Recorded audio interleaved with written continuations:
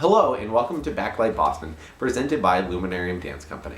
Today we have Ryan P. Casey joining us. I hope you enjoy. And now for upcoming events from the Boston dance scene. Alvin Ailey American Dance Theater, presented by Celebrity Series at the City Wang Theater, Thursday through Sunday, May 1st through the 4th. Shower of Flowers, presented by C Moves Dance, at Traditions of Dedham, Friday, May 2nd. Onstage Arts Marathon at Onstage Dance Company, Saturday, May 3rd. Sometimes Together, Faculty and Friends, presented by the Dance Complex, Friday, May 9th through Sunday, May 11th. Sudha Raghunathan live in concert at Jamaica Plains English High School Auditorium, Saturday, May 10th. Mark Morris Dance Group, presented by Celebrity Series at the City Schubert Theater, Thursday, May 15th through Sunday, May 18th. Rain Dogs, featuring Peter Mulvey and the Crumbling Beauties with Babes in Boinkland, presented by Sugar Coated Productions, running May 15th, 16th, and the 18th at Oberon. And joining us this week is Ryan P. Casey. Ryan, thanks so much for joining us. Thanks for having me. So do you want to tell me a little bit about yourself? Yeah, I grew up in Lexington in the burbs and went to high school and everything, and grew up at a local studio called the Dance Inn. And when I graduated, I went to NYU and studied journalism and kept up my tapping outside of school at the same time. Yeah. And after I graduated last year, I moved back here, and I teach at the Dance Inn still, and I teach at Boston University, and I travel and do workshops and performances around the country. So, to be so young, you're involved in so many different things, kind of what drives you? Like what interests you? What drives me is, I think, the need to just keep creating. I'm happy doing this as long as I still have ideas to use and dances in my mind and exercises to teach. As long as I can wake up and formulate a lesson plan or a step, I can keep going.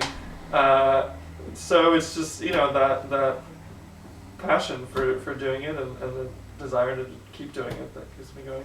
So with like today, the YouTube, Facebook smartphone culture, having tap dance, how does that kind of fit into 2014?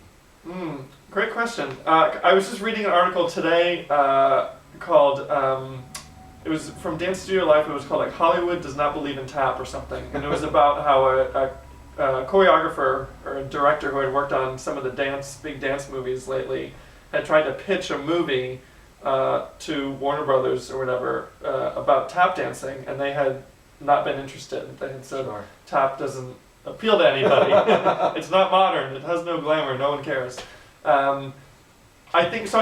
It's still a struggle to move it into this generation. I mean, Chloe Arnold and Melinda Sullivan are two tappers who are releasing a lot of tap videos fairly regularly. Yeah. And have definitely given me the impetus to start to think about how to contribute to the conversation, because I think there is definitely a place there.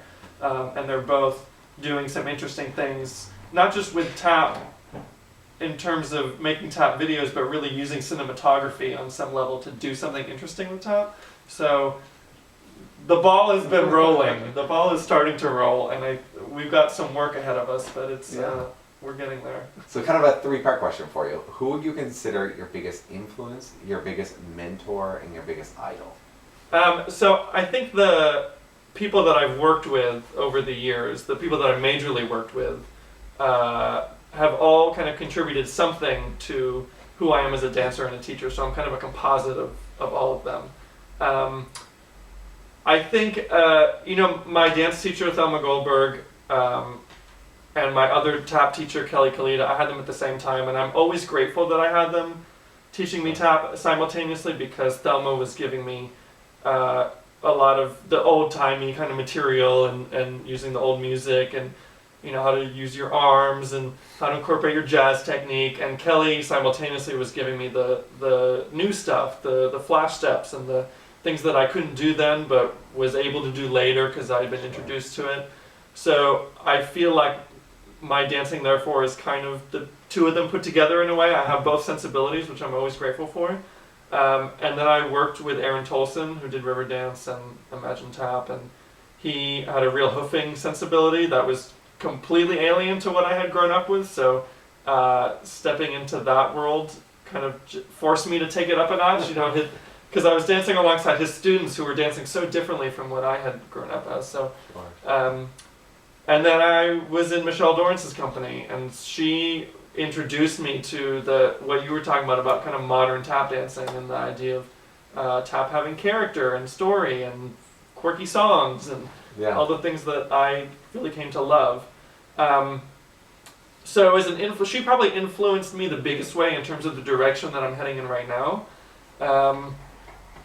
Catherine Kramer, who's a tap artist and modern dancer, who's been on the scene forever, and I met her through Young Arts back in 2009, and she's become a really solid mentor just because she, being both a tap and a modern dancer, kind of has both brains, working at the same time, and so can contribute to my choreography on different levels, and has explored a lot of the same paths that I'm exploring in terms of using poetry and using live music and what does it all mean. Idol, I don't think it's cheesy to say Fred Astaire. I love watching him, and I love the way in which he took tap to a new level, whether it was with the firecrackers, with the drums, all the crazy stuff that he did that you have no idea how he did it, that still is inspiring to watch. So So let's talk about your upcoming shows. You have 2 upcoming shows. You have Heart and Soul and Class Act. Yep. So let's talk about it. Heart and Soul was originally scheduled for Valentine's Day, hence the name. Yeah. But Mother Nature kind of deterred that from happening. So we rescheduled for May 18th, which is a Sunday. It's going to be at the Regent Theater in Arlington at 7 o'clock. And the idea really came from just wanting to do a show of duets for Valentine's Day. That was really the point. And I just wanted to get a variety of acts from the Boston area, either duets that already existed or people that were going to pair up for the fun of it, or a singer or musician that was going to pair up with a dancer. Sure.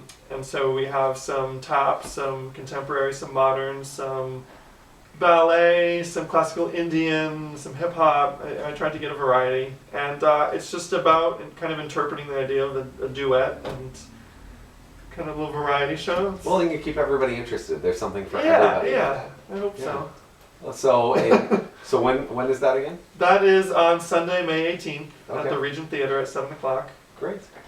And your other show? Other show is called Class Act. It's at Oberon in Harvard Square on Father's Day, June 15th at 4 o'clock. So you can go to the show and then go out to dinner afterward with your dad if you want.